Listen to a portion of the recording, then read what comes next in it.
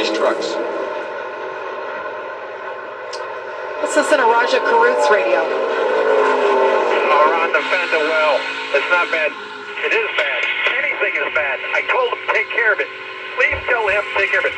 Okay, don't yell at me. Well, I told you to tell him to take care of it. I heard you said it once.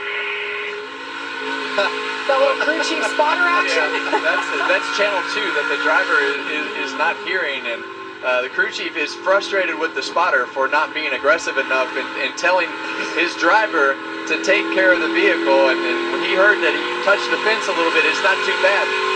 Crew chief didn't want to hear any of it. Well, that's crew chief Kevin Bono, man. Bono's been around the sport a long time, and he's never been known for patience or sympathy. he's gonna ride his driver. And you know, Raja, this is only his second race here at Darlington. He's got to understand, and he's going to figure it out when he gets to the fence that you do have to back it down, and that's what Bono was trying to relay to the spotter, to relay to him. Slow it down, kid. Amazing how much they have to come off of the throttle. Raja Karuth back in 15th. Tanner Gray, been in the conversation, been in the top 10 all day today. Yeah, you see those trucks off of turn 2. There's a patch over in that corner. You see those trucks hit that bump, and it continues to get worse as you go back to the racetrack. You see those trucks move around. That bump is massive on the turn 2. But we're on our final lap here, Jamie, of stage 2. Just like that, the laps are flying by, and Lane Riggs has been on it. He told us yesterday after he got the pole, he said, "We are the fastest truck." He had the smile that lit up a room as he works his way around lap traffic. Lane Riggs had never had a stage win before this season. We'll see that green and white checker flag in the air, and that is his 7th stage win of 2025. This team has just been on it. Dylan Capello, his crew chief. Michael Waltrip, who's not here with us today, just texted us and reminded us Dylan Capello, crew chief, getting married next weekend. So a little extra motivation to go out with a win today. So Lane Riggs picks up the win over Corey Heim, Grant Enfinger, Daniel Hemrick, and Gio Ruggiero, your top 5. We'll be back for pit stops after this.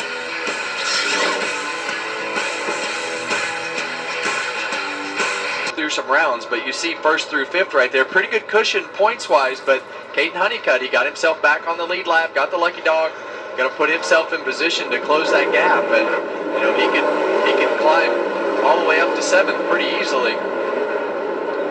Caden Honeycutt, one of 4 playoff drivers who received 0 playoff points so far today. Ty Majeski, another one, Chandler Smith, and Jake Garcia.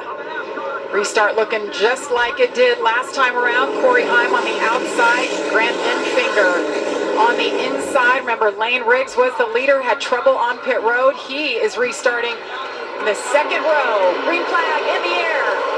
Stage number 3 is underway. 49 laps to go. And Enfinger did a much better job this time of being able to time that restart. Heim kind of checked up, got a shot in the rear bumper there, and Grant Enfinger was able to keep his position going into turn 1, but Heim's going to clear him off at turn 2. Lane Riggs was behind Grant there. He gave him a little help too. They had 2 motors going against 1. That's hard to do here and keep the rear tires from spinning, but you see Grant with a great run on the bottom of the racetrack. Look at that on board. Look at Lane Riggs wasting no time at all over the bumper of Corey Heim.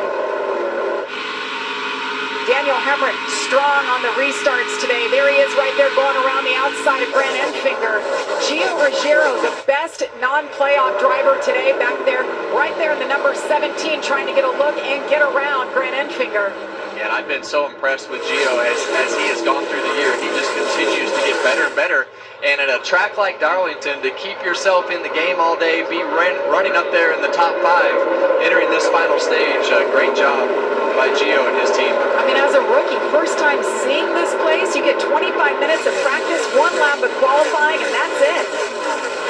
Well, these kids they're so well prepared today with all the simulator. We heard Ty Majeski talking about being in the simulator last night, working on setup stuff and things that they could change with their truck. There's such a commitment to be, if you want to be elite at this, to be able to put the time in the simulator, the time in with your team and all those things. And Gio and his group have done a great job in continuing to get about Gio that's impressed me is he's had speed right from the minute he got in the trucks race, but he's made a lot of mistakes, and he's not, second half of this regular season, he didn't make those same mistakes. Guys, I'm really impressed with Trevor Bayne. Hasn't been in a truck since the end of 2023. What does he have in common with the guys around him? He is the driver coach for Gio Ruggiero, who's one spot ahead of him. Also for Corey Heim. I mean, he's holding a pretty wheel today, jumping back in at this place. But I would imagine all the sim that he's in there with these guys, looking at their data and studying like the drivers has really helped them. Well, there's nothing better than the real life experience. Exactly. Being able to be able to have those conversations of things that actually happen. That not only helps with the driver feedback, but it also helps with the team to have that information to know what you need. As you see Lane hitting the fence right there, it looked like through the middle of 3 and 4. Brett Emfinger trying to push the issue there. Let's get an update on Corey Heim, the leader, Caitlin. Yeah, Jamie, well, we've seen a number of competitors with tire issues plaguing them throughout this race. Same for